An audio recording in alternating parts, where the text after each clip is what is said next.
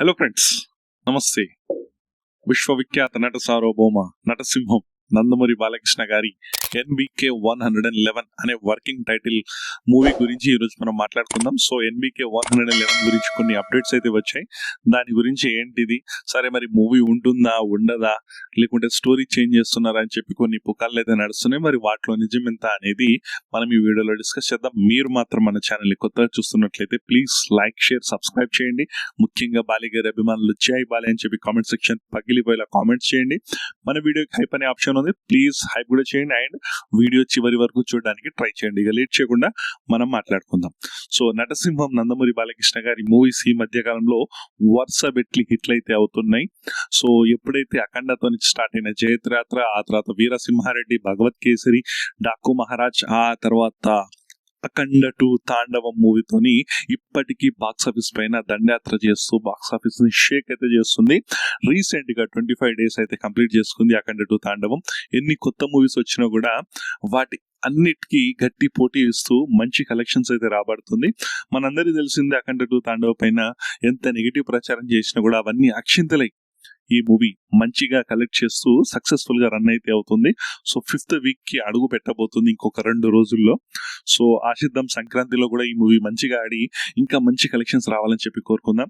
దీంతో పాటుగా ఏ హీరోకి లేనన్ని హిట్స్ ప్రజెంట్ డేలో మంచి ఫామ్ లో ఉన్న ఏదైనా యాక్టర్ ఉన్నారంటే అది కేవలము బాలయ్య మాత్రమే.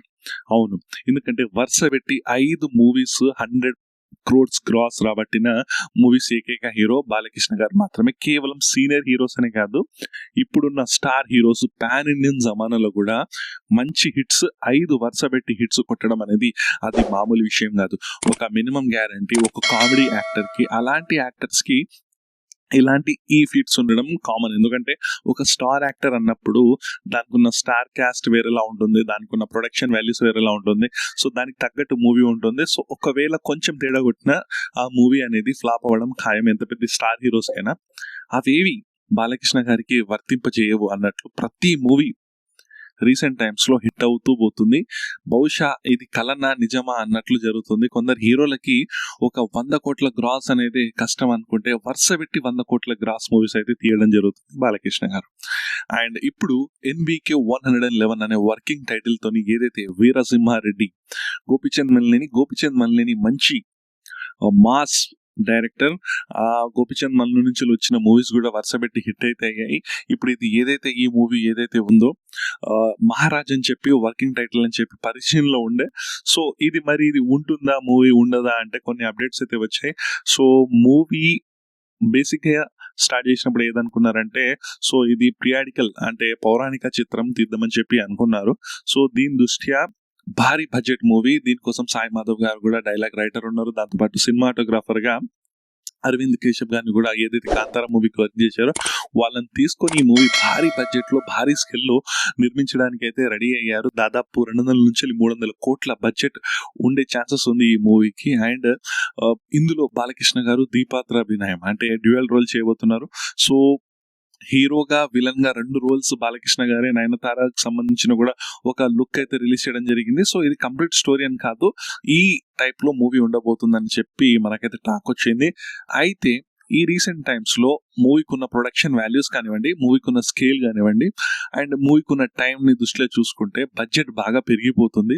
సో 200-300 కాదు, ఆ పైన కూడా పెరిగే ఛాన్సెస్ ఉందని చెప్పి ఈ ప్రాజెక్ట్ ని హోల్డ్ లో పెడుతున్నట్టు అండ్ ఈ ప్రాజెక్ట్ మొత్తానికి క్యాన్సిల్ చేయకుండా ఏదైతే ఈ పిరియాడికల్ మూవీ ఉందిగా, పౌరాణిక చిత్రం ఉంది కదా, పౌరాణిక చిత్రం కంప్లీట్ గా హోల్డ్ లో పెట్టి కొత్త స్టోరీ ఏదైతే గోపిచంద్ మల్లేని గారు ఇంకొక స్టోరీ కూడా చెప్పడం జరిగిందంట బాలకృష్ణ గారికి. సో ఆ స్టోరీ కంప్లీట్ గా సెంటిమెంట్, కమర్షియల్, మాస్ ఎలిమెంట్స్ ఉన్న ఒక మంచి స్టోరీ లైన్ వినిపించడంతో బాలకృష్ణ గారు ఓకే అని చెప్పి పచ్చ జెండా కూడా ఊపినట్లు తెలుస్తుంది.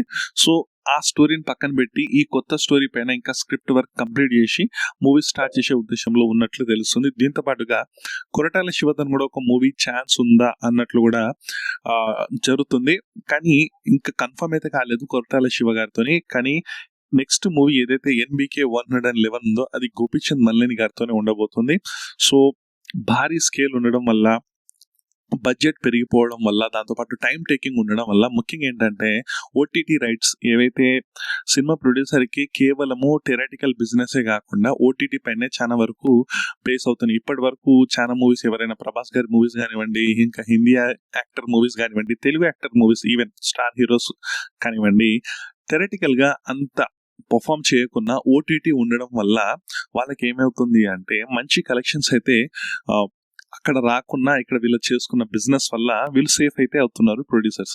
అయితే ఓటీటీ వాళ్ళు కూడా ఏమైపోయిందంటే ఇలాంటి పీరియాడికల్ మూవీస్, సో ప్రతి మూవీ బాహుబలి అవ్వాలని లేదు, బట్ అంత కలెక్షన్స్ రాకపోవడం వల్ల ఏమవుతుందంటే అంత బిజినెస్ అయితే జరగట్లేదంట పీరియాడికల్ మూవీస్కి, సో పౌరాణిక చిత్రాలకు. దానివల్ల ఓటీటీ బిజినెస్ తక్కువ జరిగి, ఇంకొకటి హిందీలో రైట్స్ అనేది తక్కువ పోతుండడం వల్ల, థియేటర్స్ ఎక్కువ దొరకపోవడం వల్ల మరి దానివల్ల ఎఫెక్ట్ అవుతుంది. మరి రేపటి రోజు కొంచెం అటు ఇటు అయినా కూడా ఈ మూవీ ఎఫెక్ట్ అవుతుంది, దానివల్ల చాలా లాసెస్ వచ్చే ఛాన్సెస్ ఉంది అని చెప్పి ఆ భయంతోనే మూవీ యొక్క స్కేల్ చాలా పెద్దగా ఉండడం వల్ల, స్టార్ క్యాస్ట్ ఎక్కువ ఉండడం వల్ల ఈ మూవీని కాక కొత్త స్టోరీని తీయబోతున్నారు అన్నట్లు వార్తలు అయితే వస్తున్నాయి.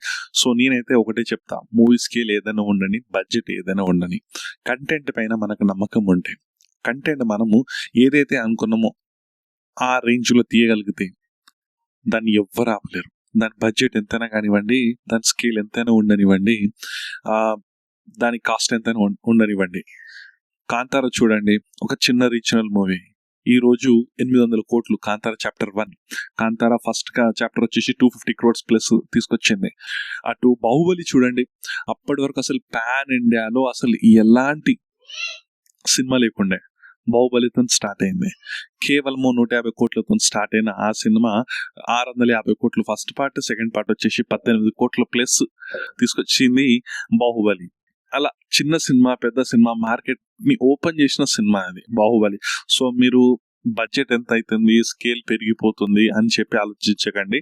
మంచి కంటెంట్, నిజంగా అది సాయి మాధవ్ గారు కూడా చెప్పారు, డైలాగ్స్ ఒకవేళ ఆ మూవీలో డైలాగ్ రైటర్ అతను, సో తను ఏం చెప్పాడంటే 2-3 ఇంటర్వ్యూస్ లో ఆ మూవీ డైలాగ్స్, ఆ మూవీ స్క్రిప్ట్ చూసి ఒక్కసారి కాదు 3-4 సార్లు చూస్తారు మూవీ అని చెప్పి చెప్పడం జరిగింది. సో అంత కంటెంట్ ఉన్న మూవీ, అలాంటి మూవీని ఆ స్కేల్ దృష్ట్యా, టైం దృష్ట్యా అనవసరంగా ఆపడం అనేది కరెక్ట్ కాదని చెప్పి నాకు ఒపీనియన్. సో మీకు ఏమనిపిస్తుంది, మీరు కూడా కామెంట్ చేయండి. అదే చేస్తే బాగుండని చెప్పి నా ఒక ఒపీనియన్.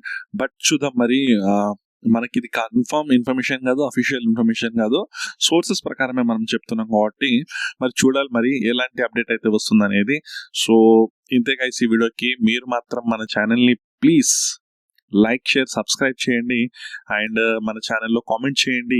మీ యొక్క ఫీడ్బ్యాక్ని కూడా కామెంట్ చేయండి. ముఖ్యంగా బాలయ్య గారి అభిమానులు జై బాలయ్య అని చెప్పి కామెంట్ సెక్షన్ పగిలిపోయేలా కామెంట్స్ చేయండి. మన వీడియోకి హైప్ అనే ఆప్షన్ ఉంది, ప్లీజ్ హైప్ కూడా చేయండి. దీంతో పాటుగా సంక్రాంతికి వచ్చే మూవీస్ ఉన్నాయి, సో వాటిపైన కూడా మనము ఏ మూవీ హిట్ అవుతుందా లేదా అనేది నెక్స్ట్ ఒక వీడియో తీయబోతున్నాను. దాంతోపాటుగా ఏదైతే మనశంకర వరప్రసాద్ మూవీ ఉంది కదా, దానికి సంబంధించి ఎవరైతే రియాక్షన్స్ ఇచ్చిందో ఆ వీడియోస్ పైన వాళ్ళు స్ట్రైక్స్ వేసి ఆ వీడియోని ఆపేలా చేస్తున్నారు. సో మన ఛానల్ పైన కూడా నేను రియాక్షన్ చేశాను. మన ఛానల్కి అయితే పడలే, ఇంకొక ఛానల్కి అయితే పడింది. సో ప్లీజ్ మీరు కూడా ఎవరైనా చూడని వాళ్ళు ఉంటే ఆ మనశంకర వరప్రసాద్ ట్రైలర్ రియాక్షన్ చూడండి, మన ఛానల్ ఎంకరేజ్ చేయండి. ఇంతే గైస్ ఈ వీడియోకి. నెక్స్ట్ వీడియోలో మనం మళ్ళీ కలుద్దాం. అంతవరకు bye bye friends, thanks for watching, signing of.